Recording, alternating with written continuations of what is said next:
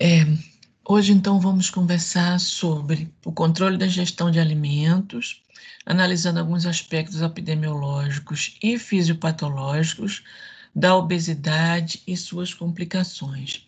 Na verdade, vocês já tiveram muitos conhecimentos sobre obesidade, do ponto de vista dos fatores envolvidos, de alguns mecanismos de fisiopatologia, o que é que o tecido adiposo produz, etc. Mas a gente agora vamos sistematizar, né? Foram informações fragmentadas e a gente, na verdade, nessa aula, quer dar uma sistematizada, né, no conhecimento que a gente tem até agora sobre obesidade, como eu falei, focando muitos aspectos de causas e a fisiopatologia.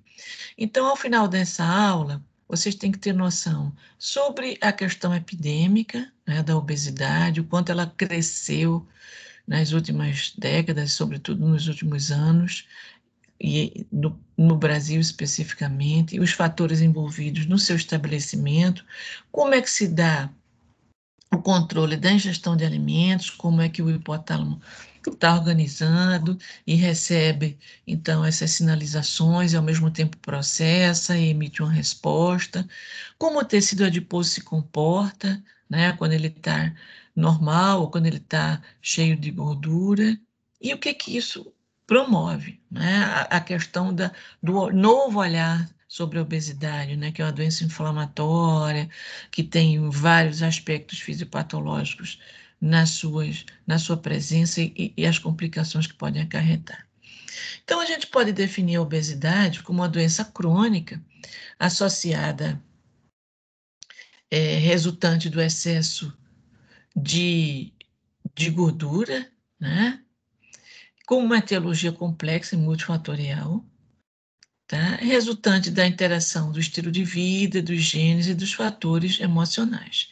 Isso foi uma definição, né? A definição de obesidade pode ser uma definição muito simples, como faz a Organização Mundial da Saúde, é todo indivíduo que tem um índice de massa corpórea maior do que 30, né? Isso é um conceito básico da OMS. Mas o Mancini, que é um especialista em obesidade no Brasil, e quando ele escreveu seu livro, ele fez uma definição mais ampla, que eu acho que contempla mais o universo que a gente quer abordar hoje na aula.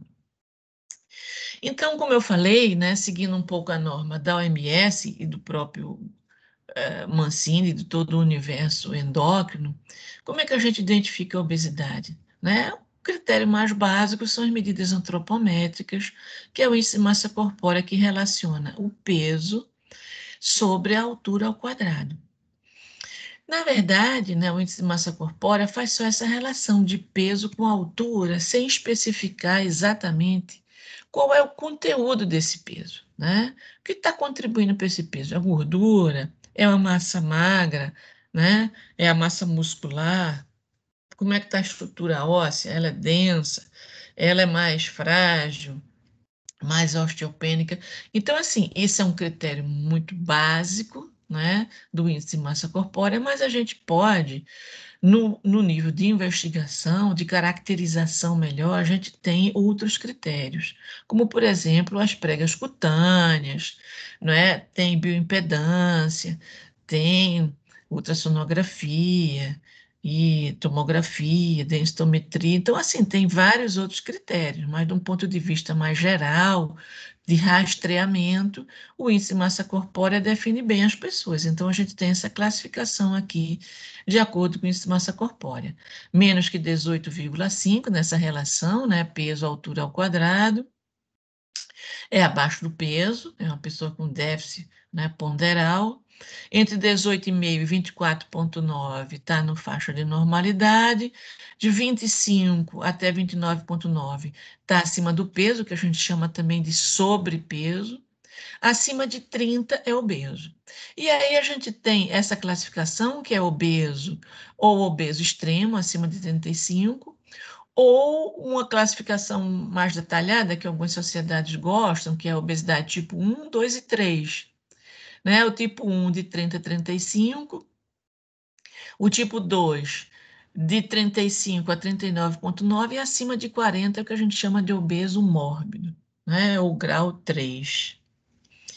E aí a gente vem para os aspectos epidemiológicos. Por que a obesidade está preocupando tanto? Né? Não só, claro, por conta das complicações, mas, sobretudo, pela alta prevalência. Ok? Então, a estimativa de sobrepeso e obesidade no mundo para 2025 é de 2,3 bilhões de adultos com sobrepeso, e o sobrepeso já acarreta uma morbidade e várias complicações. E obesos, 700 milhões. Então, isso não é trivial para os sistemas de saúde, porque várias complicações vão surgir e, obviamente, tem um peso sobre as famílias, sobre os indivíduos e sobre o sistema de saúde.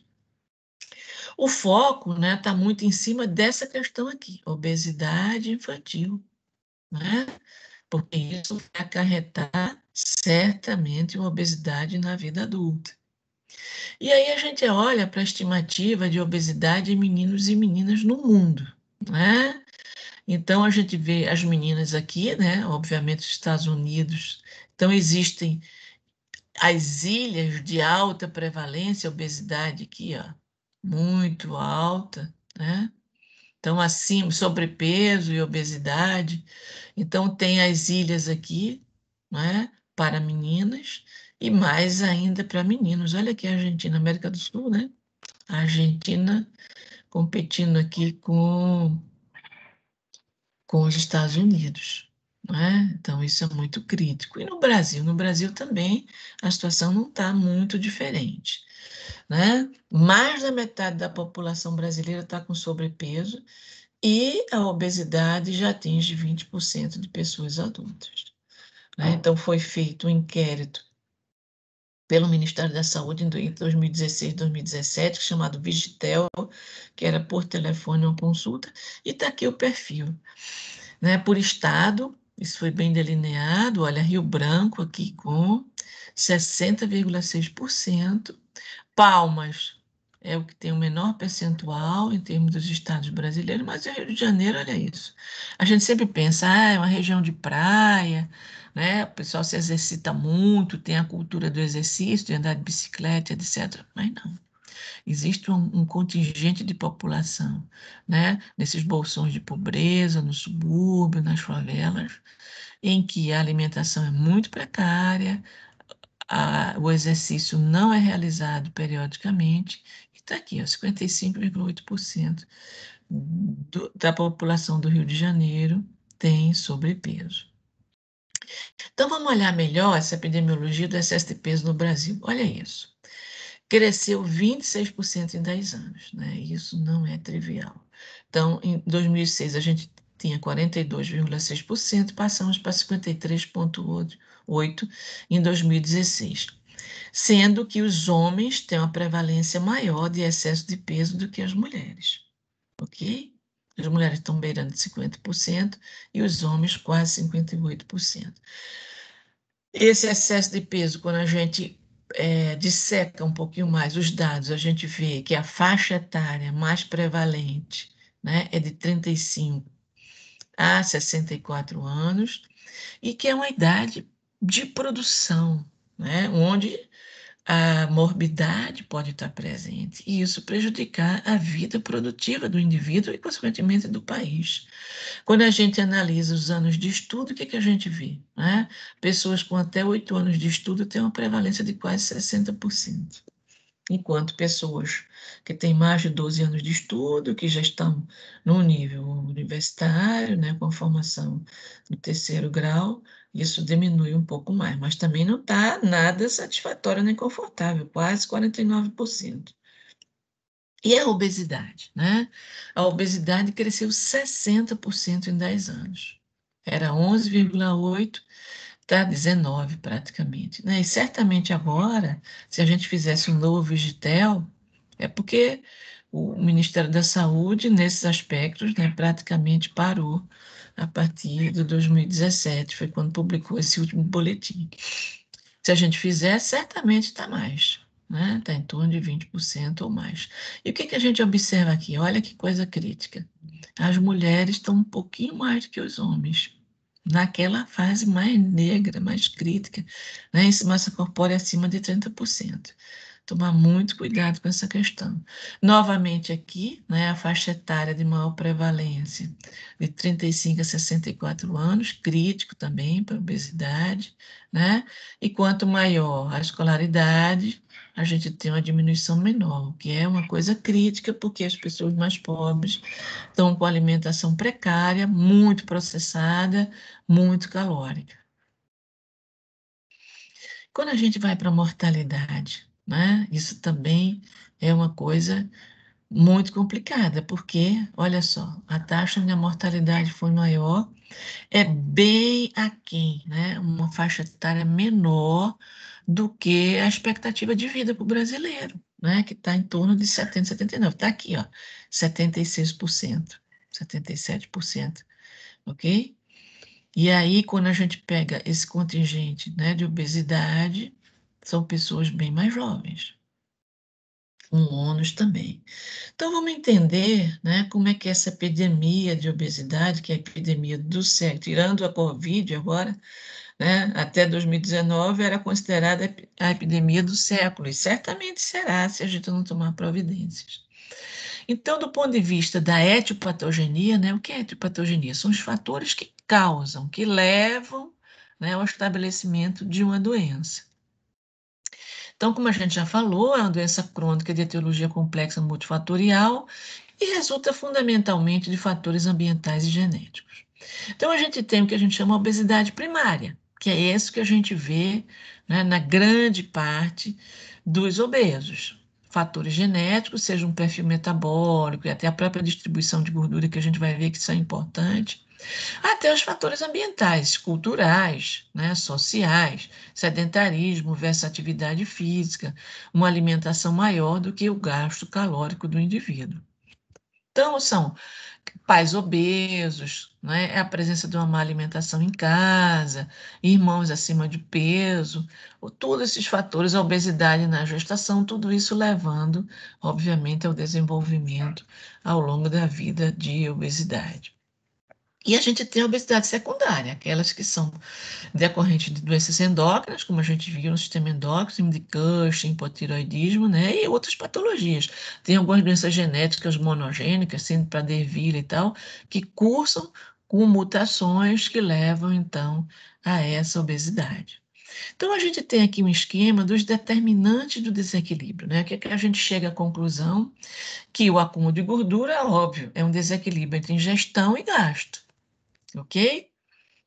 Então, a gente observa aqui uma maior capacidade de estocar gordura por N fatores. O aumento da ingestão alimentar se dá por tipo de alimento hipercalórico, a intensidade, né, a pouca sensação de saciedade e saciação, ok?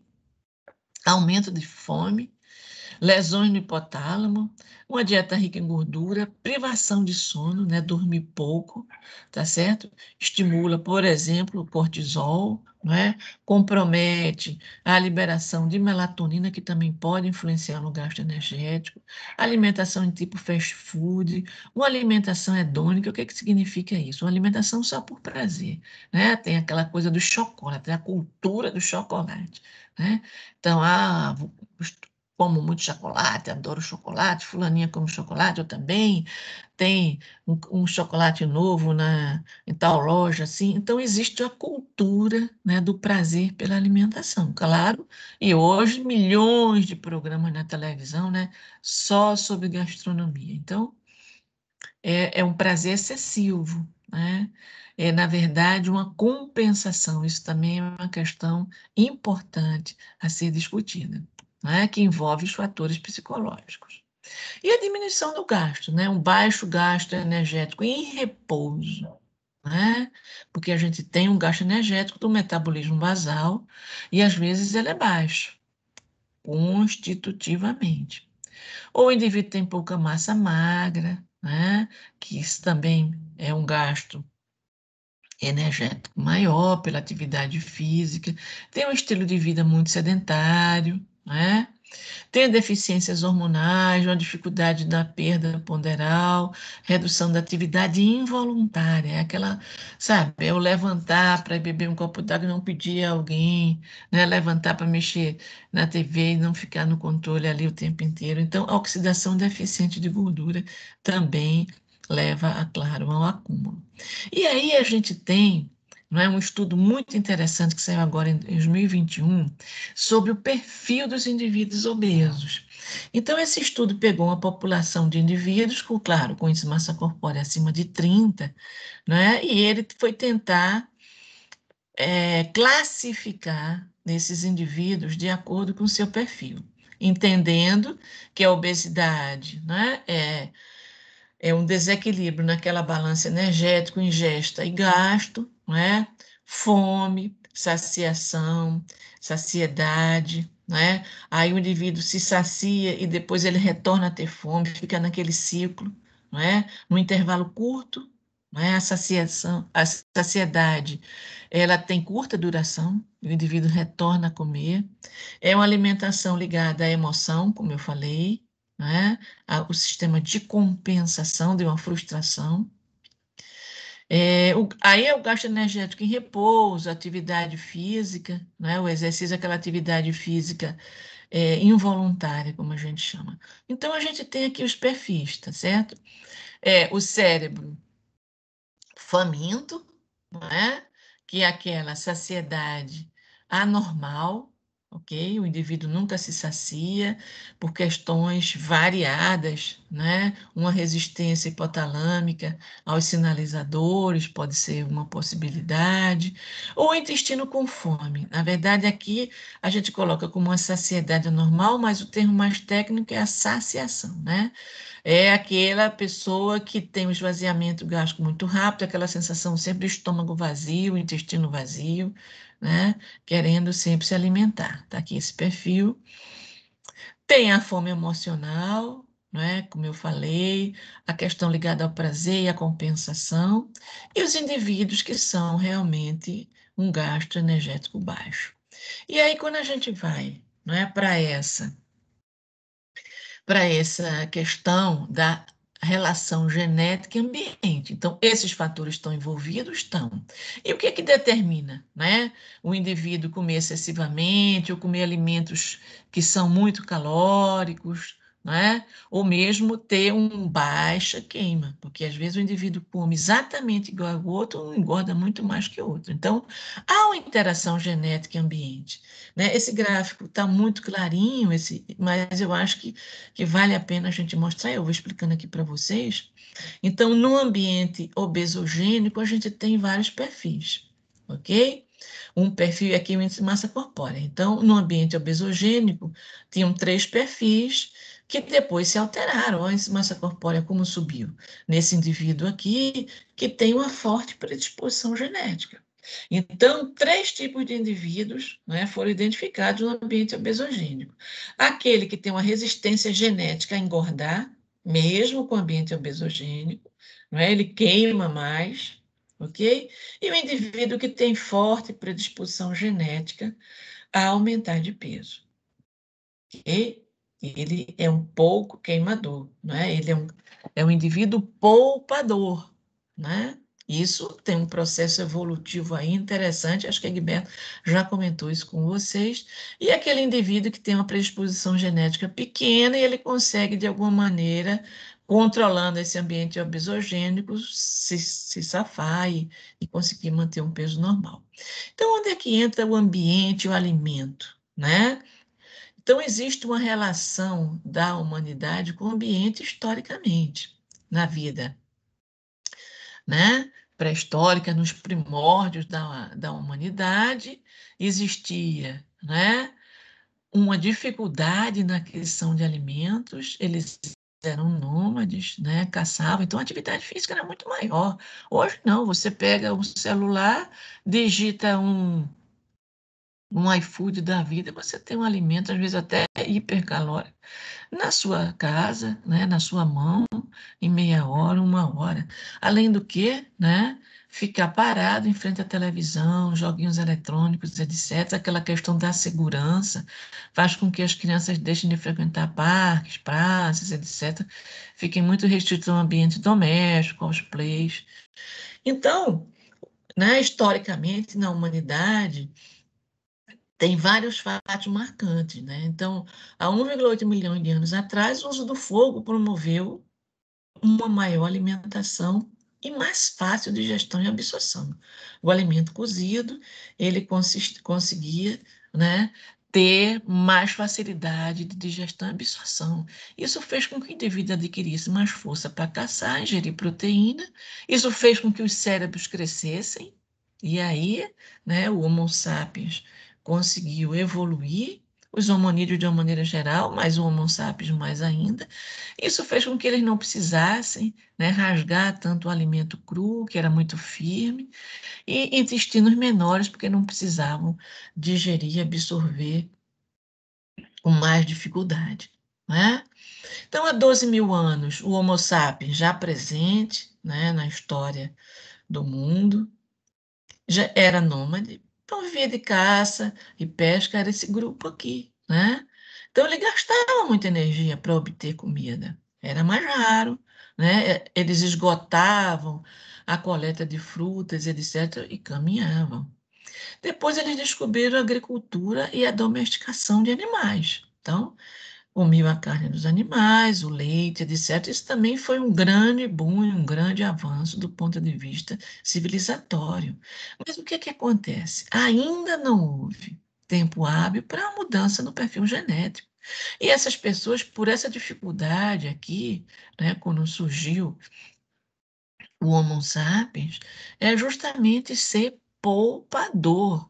Mesmo com a descoberta da agricultura e a domesticação, nem todo mundo tinha um acesso aos animais e podia plantar e a terra. Então, isso foi fruto de disputa, né? Existiam as castas, as sociedades, e sempre a Idade Média é caracterizada, né, por uma grande dificuldade e uma pobreza extrema, além das infecções que faziam com que as pessoas adoecessem e ficassem muito desnutridas. Mas a Revolução Industrial foi uma nova etapa na evolução da humanidade.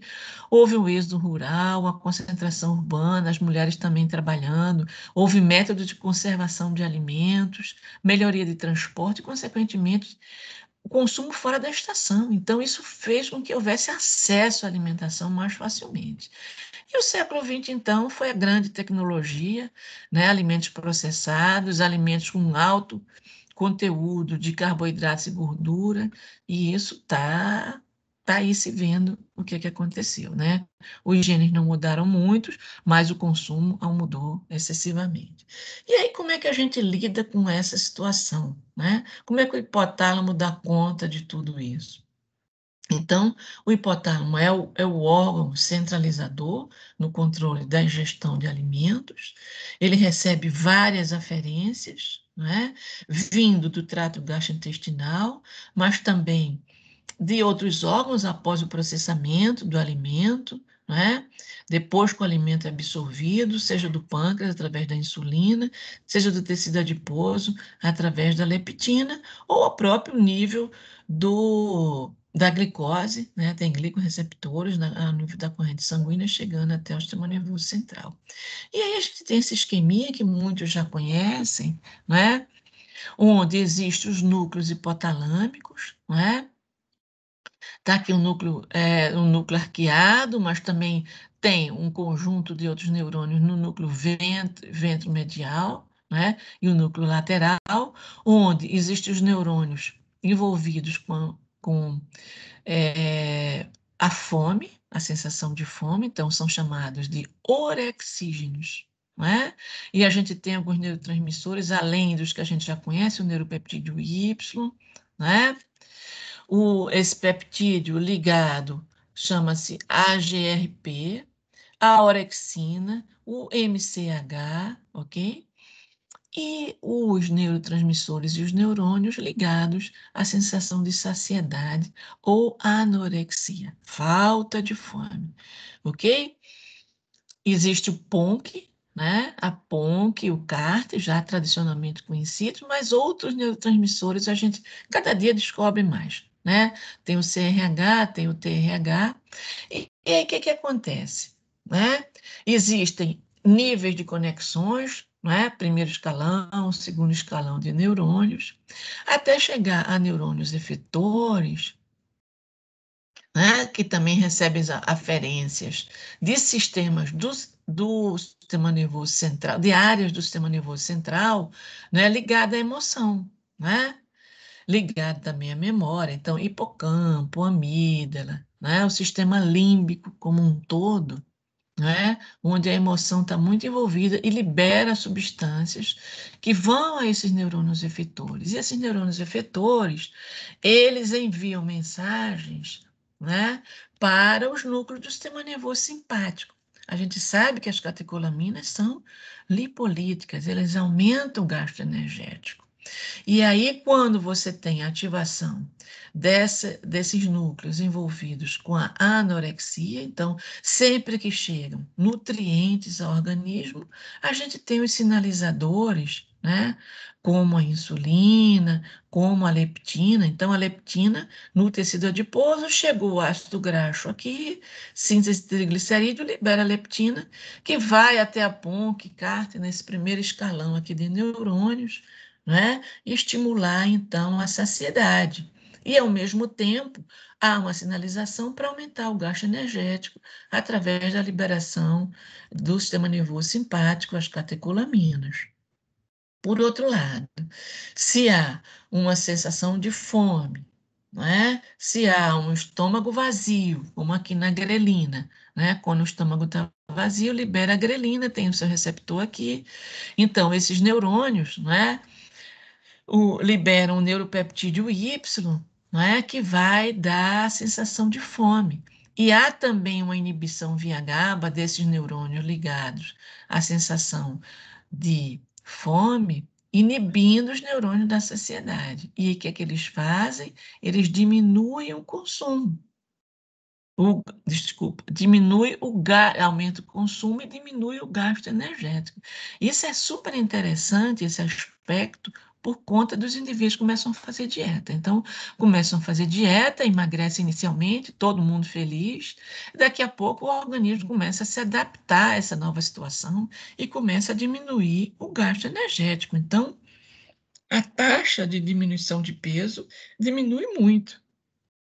Então, o manejo dessas situações é bastante interessante. Então, o que a gente vê aqui é que existem sinalizações. Olha o peptídeo YY, né? Ao nível do ilho, tá certo? Do trato gastrointestinal distal.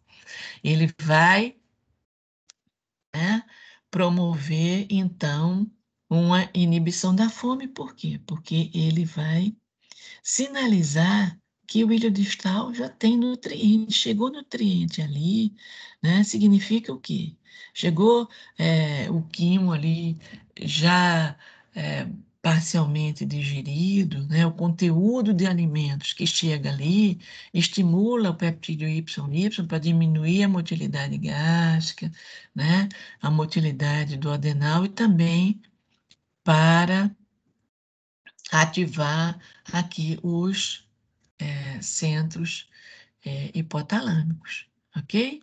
Um fator mais novo, né, são os receptores endocannabinoides, ok? Isso foi um estudo que durante muito tempo, quando se descobriu, né, a partir do uso de cannabis, que depois do consumo de cannabis já há um aumento da fome, né?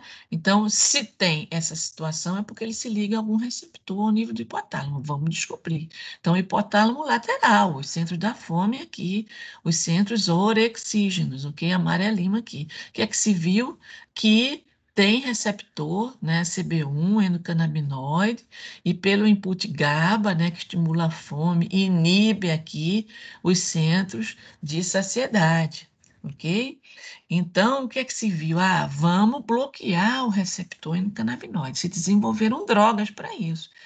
Mas só que esse é o grande desafio do tratamento da obesidade ao nível hipotalâmico, porque esses neurotransmissores não atuam só no hipotálamo, dá N outros efeitos colaterais. Então, esses inibidores dos receptores endocannabinoides deram uma depressão nos indivíduos e houve até suicídio, uma taxa maior de suicídio. Então, se parou essa linha de tratamento, né? Mas o que é que a gente vê de interessante nos endocannabinoides? N ações no organismo, né? Então, já foram feitos estudos em roedores, olha isso. Aumenta a secreção de insulina, aumenta a lipogênese, aumenta, né, a ingestão calórica, ok? Atua também no sistema imune, regula a microbiota, olha isso, né? Regulando a barreira ao nível do intestino. Então, assim, tem uma série, olha isso, aumenta a capacidade de estocagem adipócita, aumenta a adipogênese, né? Então, os endocannabinoides são danados, né? E hoje eles são usados para pacientes terminais com câncer, para pacientes que têm uma anorexia intensa, situações muito específicas são usados, então, as substâncias extraídas do cannabis. Existem outros atores, né? Então, como eu falei, é multifatorial e na fisiopatologia da obesidade, a microbiota, vocês tiveram aula só sobre isso, né? Então, o que que a gente vê? Que o perfil de bactérias da microbiota intestinal, né, está relacionado à obesidade. E em ratos, o que que se viu, né? Quando você transplanta a microbiota de obeso para magros ou de magros para obeso, o fenótipo se modifica, provoca os mesmos fenótipos. Se você infunde em uma microbiota de obeso, o ratinho se torna obeso. Se for de magro, ele se torna magro. Então, modulando, não é, o índice de massa corpórea a partir da microbiota. E se dá como? Não é? Olha só, o indivíduo magro, ele tem uma diversidade bacteriana, como a Vanessa falou para vocês, e tem uma questão super importante, né? Os firmicutes são deletérios, ok? Então, os firmicutes estão relacionados ao aumento da obesidade. E os bacteroidetes não. Então, se você tem uma população de firmicutes menor do que a de bacteroidetes, ótimo. A barreira intestinal está íntegra, você não vai absorver, né, polissacarídeos que são ruins para o enterócito, causam inflamação no enterócito, altera a barreira intestinal, eles são absorvidos, tá certo?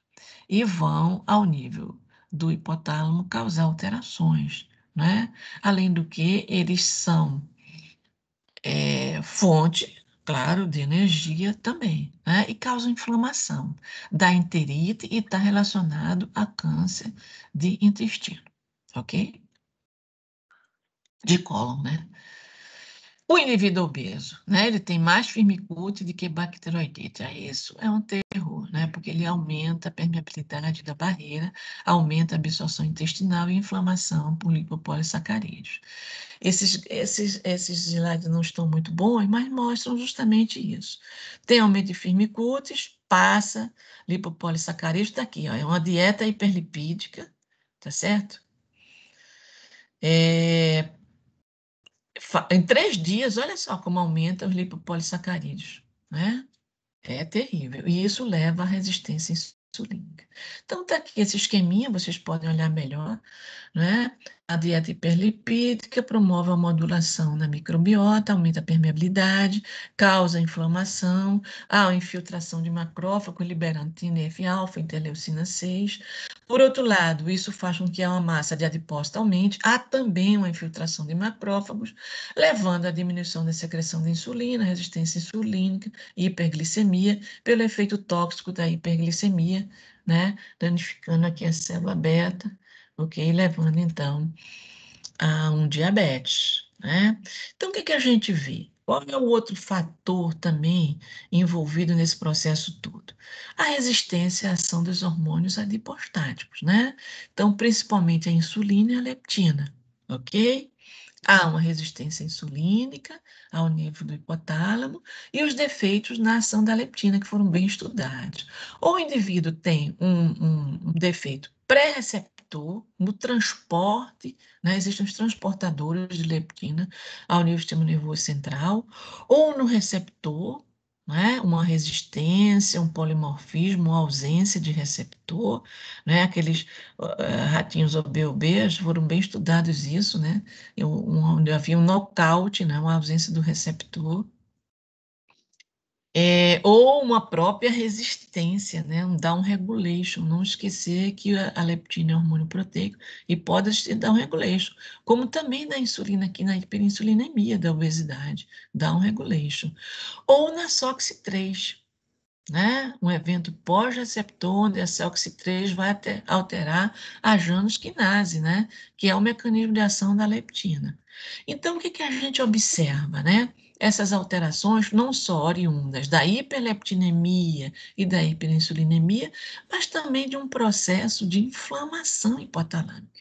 Então, o que que a gente vê, né? A obesidade, seja por uma alteração de microbiota, né, levando substâncias que são teoricamente estranhas e não absorvidas no organismo normalmente, seja pelo excesso de tecido adiposo, né,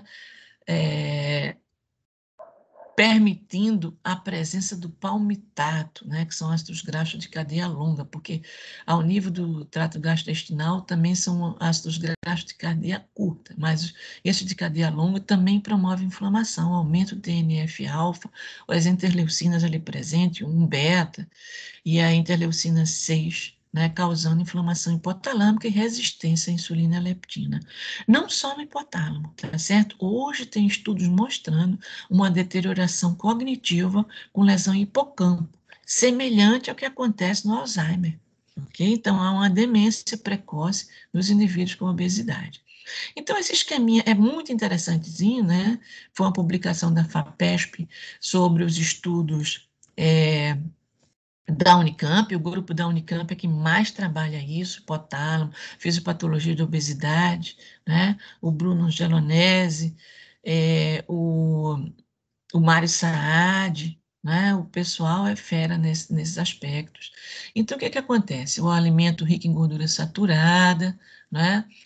É absorvido já nesse intestino que está sem barreira, né? E aí o que que acontece? Quando ele chega, né, esse excesso de tecido de moléculas de gordura, né, chega ao sistema nervoso central, então a micróglia entende, né, que isso aí é uma ameaça e começa a responder por uma resposta inflamatória, né? E isso faz com que haja destruição neuronal. Olha só, inflama, né, e danifica os neurônios PONC, né, ligados à saciedade, tá certo? Eles se tornam refratários.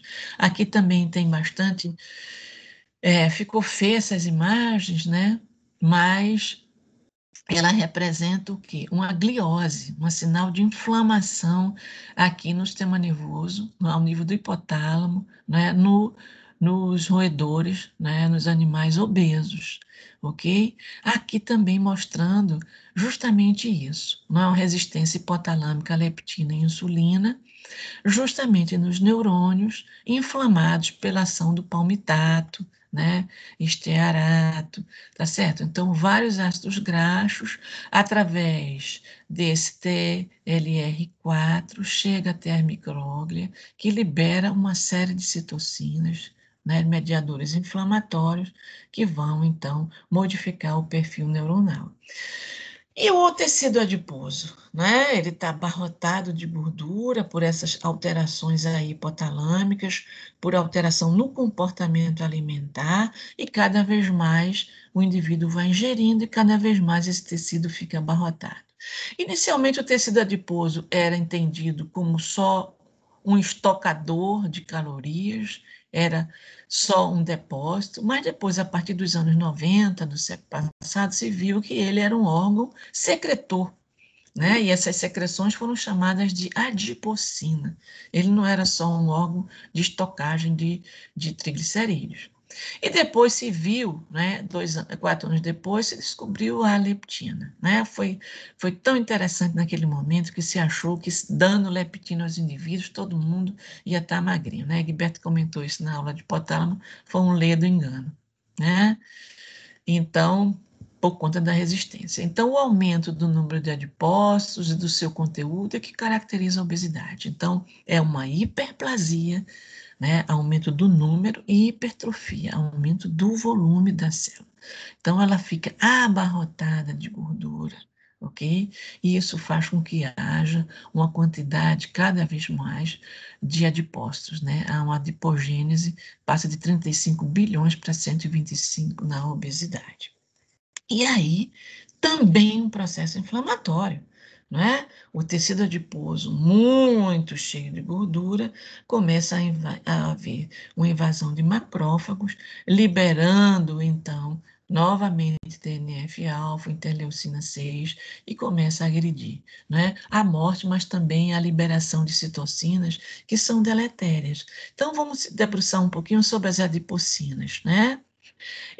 Tem várias, gente. Eu só coloquei aqui as mais importantes, tá certo? Porque senão vai ficar uma loucura ao longo do curso de vocês, da vida de vocês, para quando vocês tiverem interesse, vocês vão estudando cada um deles. Além dessas aqui, não é, porque elas alteram o metabolismo, tem as que também participam na fisiopatologia de hipertensão, por exemplo. Produz angiotensinogênio. O tecido adiposo produz angiotensinogênio, ok? Que está naquela cadeia renina-angiotensina, né, aldosterona.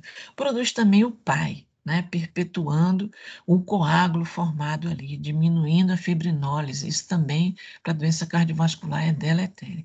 Então, existe uma série de situações complicadas. A leptina você já conhece bem, saciedade, ok?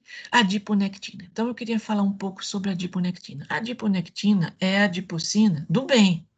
Aumenta a sensibilidade à insulina, em músculo esquelético, sistema nervoso central, né? Fígado, ok? E ela está presente quando o tecido adiposo está normal, sem estar abarrotado de gordura. Quando o indivíduo começa a se tornar obeso, né, aumenta o número e o volume dos adipócitos, a adiponectina diminui a sua produção, e quem aumenta? A resistina, ok? Então, a resistina leva ao aumento da resistência à insulina. Ok? Por outro lado, a liberação não só, né, do tecido adiposo, mas dos macrófagos. Tem uma inflamação ali importante. TNF-alfa, interleucina também ajudando a resistina aqui a reduzir a sensibilidade à insulina. Ok? E aí, esse tecido adiposo, né, ele tanto está na região subcutânea como na região intraabdominal. Então, o que é que vocês veem? Não é só o número total, nem o volume total dos adipócitos, e sim também a sua distribuição, que isso é um fator importante a ser considerado na obesidade, né? Então, é a distribuição de gordura no corpo.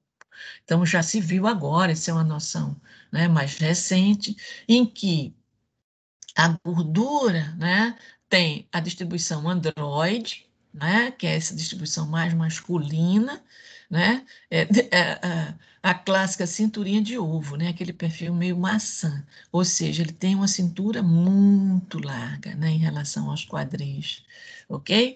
Tem a ginoide, que é um perfil de gordura mais feminino, determinado por estrogênio, é aquela gordura, né, cintura pélvica, quadris, raiz das coxas, aquela gordurinha infraumbilical, que é uma gordura subcutânea. Então, essa gordura não é aquela gordura deletéria, é uma gordura para reserva energética, para a mulher, sobretudo na gestação, na lactação, ok? Então, não é tão crítica. Hoje, tem algumas medidas, né, que você faz também, onde há uma gordura nos membros inferiores. Quem tem membro inferior muito magrinho, aquela circunferência abdominal grande, né, e membros inferiores finos, isso faz com que haja uma resistência insulínica maior. É uma gordura mais deletéria, ok? Do que essa aqui. Então, ter perna grossa é bom. Tem gente que tem as duas coisas. Ó. Quando a obesidade é muito grande, ela é subcutânea, ela é visceral. Então, a gordura aqui no abdômen, né, superior, é uma gordura visceral. E aí surge o conceito da síndrome metabólica, né? O que é a síndrome metabólica? É quando essa gordura, ela se distribui, sobretudo, no abdômen, né? Uma gordura visceral, não só... Hoje a gente não fala só em gordura visceral, a gente fala em gordura ectópica, porque tem na musculatura, ok? Então, há uma infiltração, né, na musculatura de gordura, além das vísceras, ok? E aí surge uma série de doenças e complicações. Então, quando você tem a obesidade caracterizada por uma gordura visceral, que gera uma série de complicações, sobretudo cardiovasculares e metabólicas, a gente chama de síndrome metabólica, é uma gordura complicada. E como é que você faz esse diagnóstico? A partir de alguns indicadores. O primeiro indicador é a circunferência abdominal. Se a circunferência abdominal está maior que os limites, então agora vocês veem que surgiu um novo critério para a gente lidar com a obesidade, que não é só o índice de massa corpórea. Só dizer que o indivíduo, ele tem um índice de massa corpórea de 25, tá com sobrepeso, 24,8, está dentro da faixa de normalidade, mas se ele tem uma circunferência abdominal muito grande, ok? Ele já tem uma obesidade visceral. Então, mesmo que pelo índice de massa corpórea ele não seja um obeso, ele vai ter uma síndrome metabólica e ele tem resistência insulínica. Hoje tem pessoas com baixo peso com perfil de síndrome metabólica, de resistência insulínica. Então, a gente tem que analisar, mergulhando um pouco mais naquela questão de que o índice de massa corpórea é mais uma situação de rastreamento, né? Quando você vai dissecar um pouco aquele indivíduo, você vai observar a circunferência abdominal. Então, o critério obrigatório para a síndrome metabólica é a circunferência abdominal, mas também mais 2 desses 4 critérios. Então, você precisa ter circunferência abdominal mais 2. Ou triglicerídeo aumentado, acima de 150 miligramas por decilitro, ou HDL colesterol, que é o bom colesterol, e se ele tiver menos de 40 em homem, menos de 50 em mulher, também é fator de risco, né? Significa que ele está com alteração metabólica decorrente dessa obesidade ectópica, ok? Que não é aquela obesidade subcutânea, né? Que é aquele acúmulo de gordura subcutâneo que não é deletério. Ou uma pressão arterial acima de 130 por 85, que é o padrão de normalidade pela Organização Mundial da Saúde. Ou uma glicemia de jejum acima de 100, né, que o normal é até 99. Então, se ele tiver 2 desses critérios e mais a circunferência abdominal, então ele está diagnosticado, o indivíduo, como uma síndrome metabólica. Tem uma coisa interessante, né, da equipe do Bruno, Gelanese, o pessoal da Unicamp, que tem essa tese aqui de doutorado, é muito interessante, né, Cristiane? Ela avaliou também a circunferência do pescoço, né? E o que é que ela viu? Mulheres com um pescoço maior do que 36 centímetros, significa que é uma obesidade centrípeta, né? Porque não é só a cintura, é toda uma gordura, como um indivíduo que tem síndrome de Cushing, né? As fossas supraclaviculares aqui abauladas, o pescoço grosso, né? Mostrando um acúmulo de gordura centrípeto. Olha os homens acima de 40, então o risco de desenvolver resistência insulínica e síndrome metabólica, né? Hoje a gente vê que homens que têm mais de 40 centímetros de pescoço têm apneia do sono, tem uma relação com a apneia do sono, e a apneia do sono é uma das complicações da síndrome metabólica. Então, se viu os critérios de circunferência abdominal, né? Tem esse preciosismo aqui para a gente avaliar. Então, por etnia e por sexo, já foi padronizado, olha isso. Os europeus, sul-africanos, povo do Mediterrâneo, Oriente Médio, sul-asiático, chinês, sul-americano, América Central e os japoneses, ok? Então, japonês, né, sul-asiático, sul-americano, tem até 90 para homem, né? 80 para mulher aqui, sul-americana, e 85 para as japonesas, porque elas não têm uma cinturinha muito fina, isso é um padrão étnico, né? Então, qualquer valor acima disso que está aqui caracteriza a obesidade visceral, com riscos aumentados para distúrbio metabólico e uma série de outras doenças. Então, está aqui doença cardiovascular, porque é a mais letal, né? Embora câncer também seja letal, mas a doença cardiovascular é a mais prevalente das complicações da síndrome metabólica. Então, homem com mais de 94 e mulher mais de 80 tem risco alto para doença cardiovascular. Agora, homem com mais de 1 metro de circunferência abdominal e mulher com mais de 88 é muito alto risco, ok? Então, o que é que a gente vê aqui? Olha isso. A insulina de jejum, alta e ela aumenta no indivíduo magro, sobrepeso e obeso. Quanto maior a massa corpórea, maior a insulina de jejum. Significa o quê, gente? Que tem insulina em excesso para compensar aquele indivíduo. Então, é resistência insulínica esse padrão aqui, né? E você vê que aqui é um acúmulo de gordura visceral. Ok? Então, os sinais associados à obesidade e síndrome metabólica, já falando agora, então, das complicações da obesidade, da síndrome metabólica, diabetes mellitus, dislipidemia e hipertensão arterial são as mais frequentes, né? Mas a gente vê doença cardiovascular, angina, infarto, acidente vascular cerebral, as doenças endócrinas, respiratórias, uma hiperpigmentação cutânea, doença hepática gordurosa, que a gente vai ver daqui a pouco, os distúrbios de reprodução, que a gente conversou até um pouquinho em reprodutor, né, ovários policísticos, e as neoplasias, que isso aí é realmente muito, muito grave. Então, quando a gente estuda a fisiopatologia da síndrome metabólica, a gente se associa à questão do iceberg. Clinicamente, a gente vê uma dislipidemia, um diabetes mellitus, uma hipertensão, e o que está por baixo? Hiperinsulinemia, decorrente da resistência insulínica, não só a própria resistência insulínica, porque a célula epitelial depende da insulina para o seu metabolismo e, consequentemente, com a resistência insulínica, ela tem uma disfunção endotelial, como a própria hiperglicemia, né? A glicação de proteínas de membrana, danificando várias células, inclusive endotélio. Então, a disfunção endotelial é a base dessas complicações todas cardiovasculares. Um estresse oxidativo, né? E, claro, a predisposição genética a gente não pode esquecer. Então, aqui mostrando a progressão da resistência insulínica com o decorrer dos anos, né? Isso aqui é um gráfico que fala um pouco da capacidade de intervenção com o tempo de estabelecimento do diabetes. Então, o tempo zero é quando o diabetes foi diagnosticado, ou seja, morreu as células betas, danificou, não é? Por uma exigência maior, né? A glicose presente no sangue, decorrente da resistência insulínica, vai açoitando as células beta, né? Há uma glicotoxicidade e as células ficam morrendo, e, consequentemente, a glicose sobe. Olha o que acontece, né? Há uma resistência insulínica e o nível de insulina, ó, cai. Ok? E se estabelece um diabetes franco. O que é que você pode fazer antes? A intervenção aqui no estágio pré-diabético. Então, 5 anos antes, você pode tentar intervir, diagnosticando mais precocemente essa resistência insulínica, para prevenir. E 15 anos antes, olha isso, ou 20 anos antes do estabelecimento do diabetes, você tem condições plenas de intervir, evitando a obesidade, né, que é a grande causa de resistência insulínica hoje, do ponto de vista epidemiológico.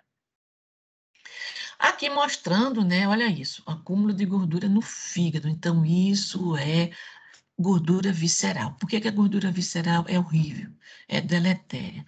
Porque ela tem um alto turnover, um alto metabolismo e promove muita liberação de ácidos graxos na corrente sanguínea, coisa que o tecido adiposo subcutâneo não faz. O tecido adiposo subcutâneo ele é armazenador, ele não fica liberando ácido graxo na corrente sanguínea. E esse ácido graxo liberado pela gordura visceral vai para onde? Ou gordura ectópica, que agora se fala esse termo, que está também na musculatura, vai para o fígado e dá uma esteatose, que é o que a gente chama de esteatose hepática não alcoólica. Olha isso, essas bolinhas brancas aqui é tudo gordura.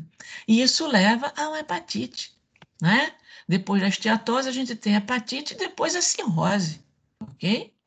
E morte, né? Por conta disso. Olha, o fígado normal, olha o tamanho do fígado, né? Ele cresce por conta de inflamação, por conta do acúmulo de gordura, etc. A doença cardiovascular, como eu falei, a disfunção endotelial é a base. Vias pró-apoptóticas são ativadas nos macrófagos resistentes à insulina, né? Forma-se o trombo, pode haver ruptura da placa, pode haver até embolização, né? Então, você tem angina instável, ataque isquêmico transitório, acidente vascular encefálico definitivo, né? Infarto agudo do miocárdio, ok? É prevalente aí nessas situações. já estou quase concluindo, a obesidade e suas complicações, você tem um distúrbio do sistema reprodutor, um hipogonadismo masculino. Hoje se discute, né, nos congressos como você trata com várias, oferecendo testosterona ao grande obeso, porque ele tem um hipogonadismo, ele tem um nível de testosterona baixo mesmo. E nas mulheres o SOP, que a gente tanto discutiu no sistema reprodutor. No sistema respiratório, a apneia do sono, né, é muito frequente em quem tem obesidade, como eu falei, a questão do pescoço, né, mais de 40 centímetros, e a síndrome de obesidade por ventilação alveolar, que a gente chama também síndrome de Pickwick. O indivíduo entra numa insuficiência respiratória e morre, causa de morte, né? Além de estímulos inflamatórios ligados à obesidade, que também aumentam o risco de asma. Ao nível da pele, olha isso, né? A acantose nígrica, você vê no pescoço, nas dobras, na virilha, né? Aqui na axila, é um excesso, né, de produção nos melanócitos, um excesso de estímulo nos melanócitos pela insulinemia, pela hiperinsulinemia. E câncer, né? Que isso aí é gravíssimo. Já existe uma quantidade de cânceres no sexo masculino e no sexo feminino relacionada à obesidade. Então, aqui a gente trata como obesidade e oncogênese. Mama e endométrio, então, assim, é muito evidente. Vesícula biliar total, né? Porque a obesidade está ligada à presença de cálculo biliar, e o cálculo biliar causa inflamação ao nível da vesícula e está relacionado ao câncer de vesícula. E câncer de vesícula é muito traiçoeiro, porque ele é assintomático. Quando você já diagnostica, às vezes é um paciente com icterícia. Há um processo obstrutivo tão grande que ele dá icterícia. Quando você vai investigar, já tem metástase hepática, já tem metástase ali para o intestino, então, para o abdômen como um todo, é bastante traiçoeiro e deletério, né? E nos homens, próstata, esôfago, né? Olha, vocês viram agora o prefeito de São Paulo, né, o Dimas Covas, morreu por câncer de esôfago, o cara com 42 anos. É complicado. Pâncreas, ok? Colo, então, assim, tanto em homem quanto em mulher, ok? Câncer de colo, existem os corpúsculos de gordura ao nível da célula, né, que está bem caracterizada do enterócito e desculpa, das células do cólon, né, que estão, especificamente cólon não delgado, que estão relacionadas à inflamação e o desenvolvimento de câncer. Já tem vários estudos, né, nesse sentido.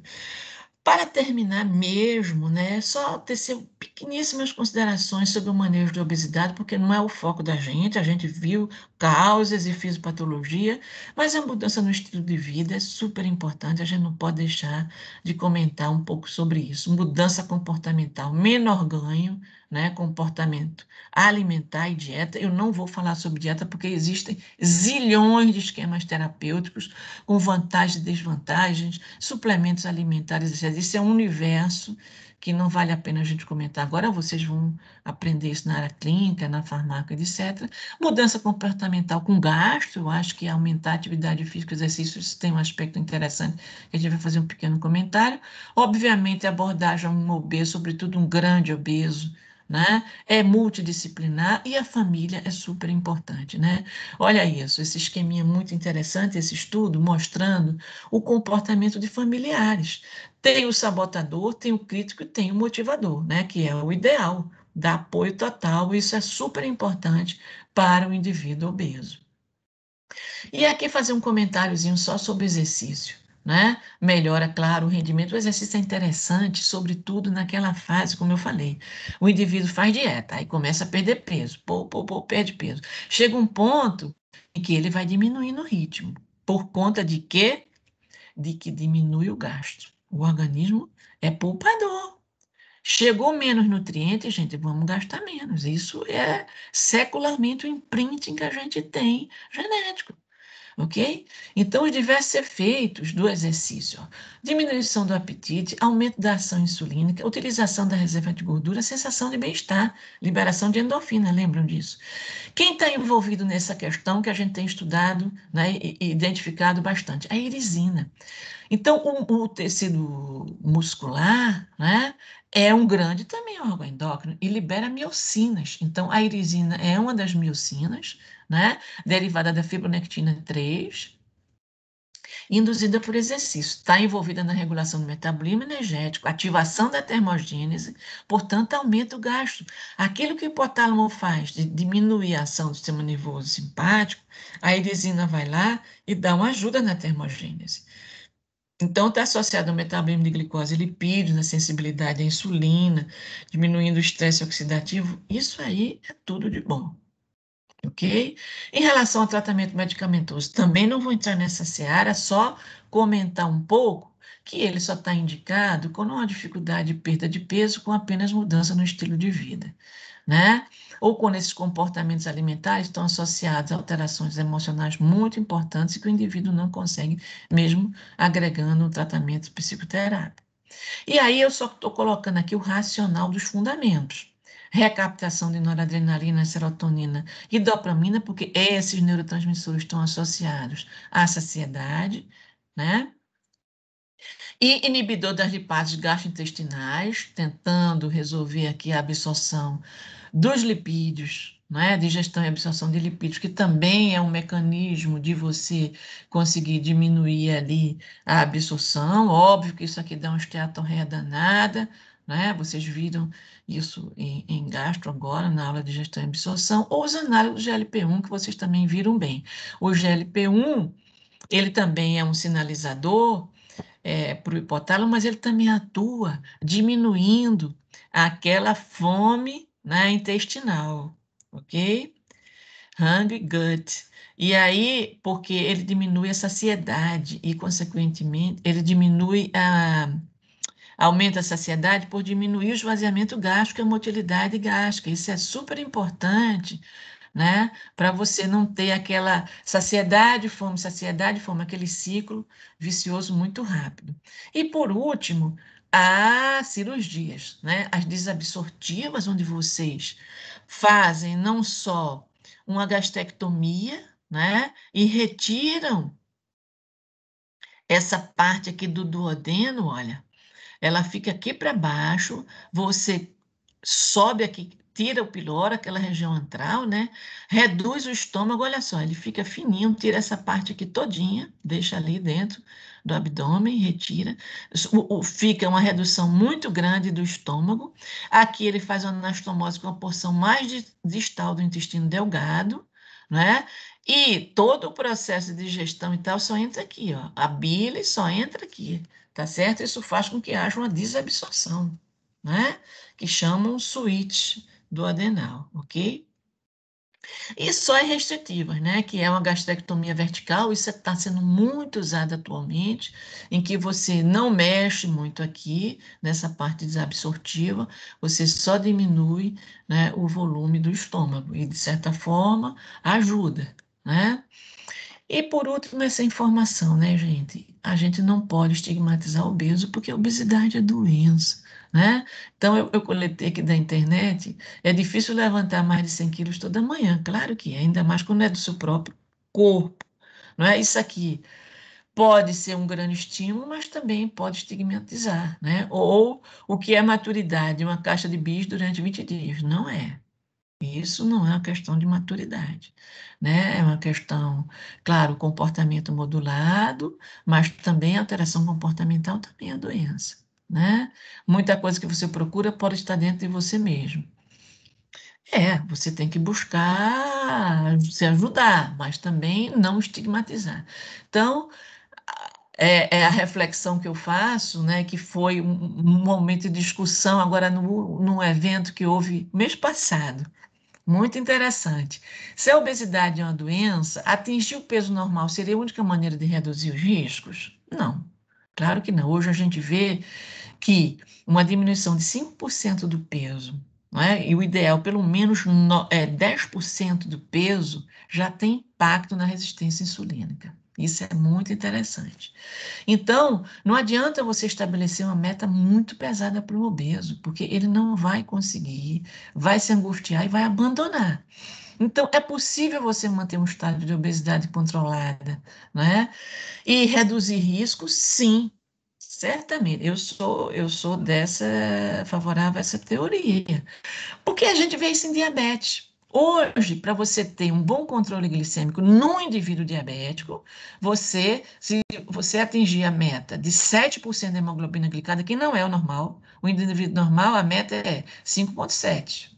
O indivíduo normal tem que ter até 5,7 de hemoglobina glicada. Acima disso, a gente já começa a considerar, ele tem resistência insulínica, ele vai ter um diabetes, como é que está essa hemoglobina glicada. Então, o indivíduo diabético, se a gente conseguir 7%, a gente já consegue postergar as complicações e evitar as complicações.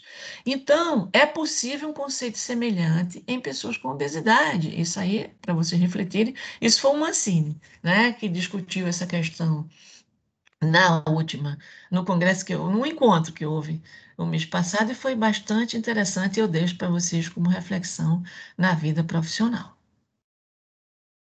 Eu espero que vocês tenham entendido um pouco mais. Só falando que eu vou fazer uma atividade pós-aula e vou botar a resposta, porque a gente não vai ter atividade de tirar dúvidas com essa aula, ok? Então, eu vou fazer as perguntas e eu já vou dar umas respostas para direcionar vocês um pouquinho no estudo.